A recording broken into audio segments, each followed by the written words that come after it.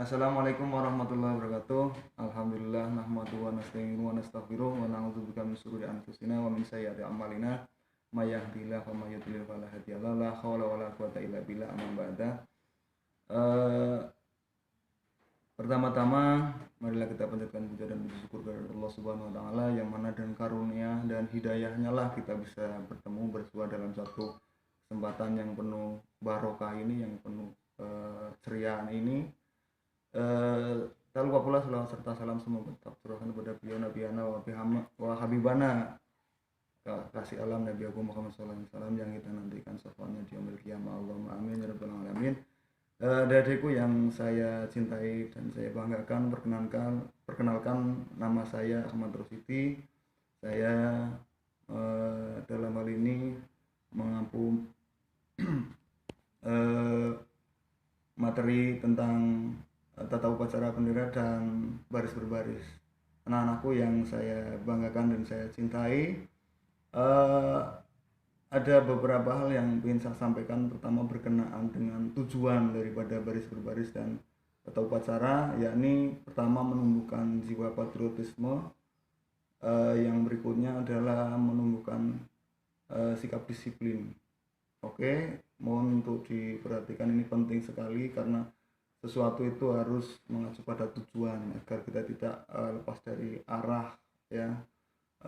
Sekali lagi, menumbuhkan jiwa patriotisme dan menumbuhkan sifat disiplin adalah tujuan daripada adanya materi tata upacara bendera dan baris berbaris. Oke, untuk yang selanjutnya,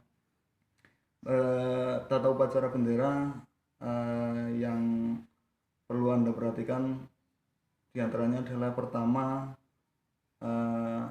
Anda harus tahu, ya, Anda harus paham tentang hal-hal yang harus diperhatikan. Yang pertama adalah adanya susunan upacara, yang berikutnya ada petugas upacara, yang berikutnya ada peralatan upacara, yang berikutnya juga ada formasi dalam melaksanakan upacara. Oke, untuk petugas upacara, susunan upacara ini penting karena di dalam susunan itu akan termuat atau termaktub, tersusun tentang alur dari upacara itu sendiri, dari mulai penyiapan pasukan oleh masing-masing peleton dan diakhiri dengan laporan sang pemimpin upacara pada pembina upacara bahwa upacara itu selesai.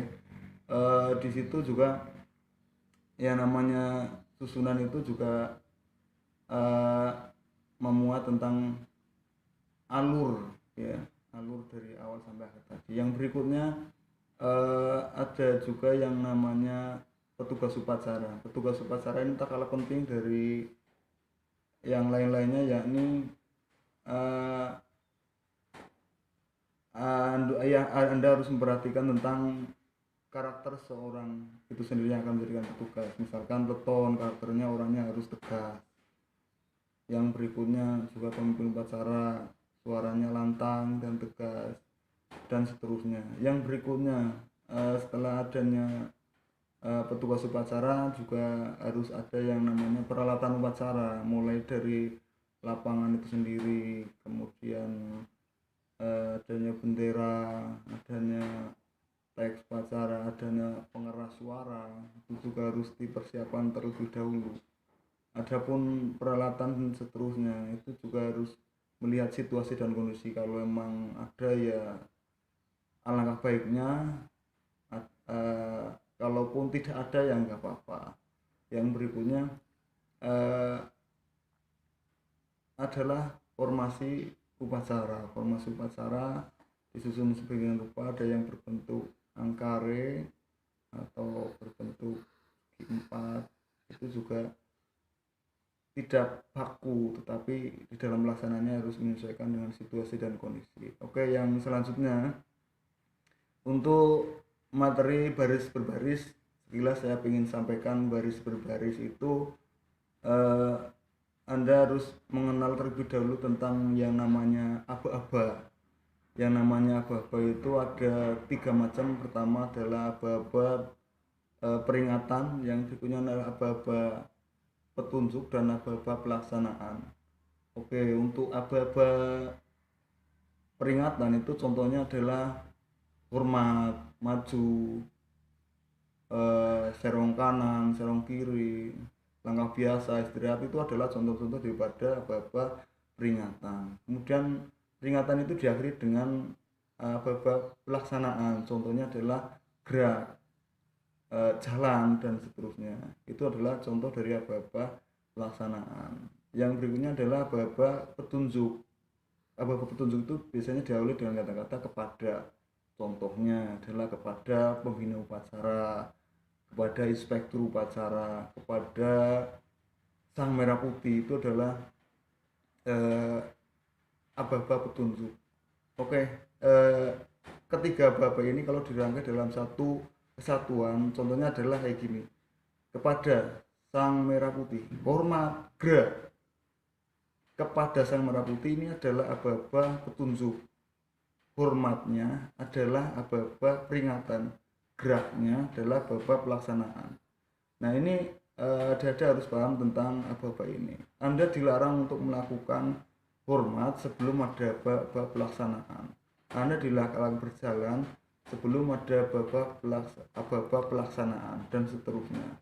Jadi yang merintahkan Anda untuk bergerak, berjalan, hormat dan seterusnya adalah ketika aba-aba pelaksanaan telah usai. Saya ulangi lagi, misalkan ada contoh kepada inspektur upacara, hormat, gerak. Sebelum ada aba-aba gerak, Anda dilarang atau tidak diperkenankan untuk melaksanakan hormat dan seterusnya. Oke, itu mungkin secuil dari saya. Mohon maaf apabila ada kurangan. Kalau ada kesalahan murni dari saya, kalau ada kelebihan itu murni dari yang kuasa. Kalau ada pertanyaan, kita bisa sharing bersama. Kalau ada pertanyaan maksudnya bisa nanti saya jawab. Kalau tidak bisa adalah PR buat saya. Akhirnya dari saya, semangat, tetap semangat untuk belajar. Utulibul ilma walau bisin, tolabul minal mahdi lalahti, belajar dari ayunan sampai tiang lahat. Walaupun Anda dalam kondisi COVID-19, Anda tetap semangat untuk belajar, baik dari daring, luring, ataupun apa sejenisnya, BDR dan seterusnya. Anda tetap semangat untuk belajar. Wassalamualaikum warahmatullahi wabarakatuh. Assalamualaikum warahmatullahi wabarakatuh.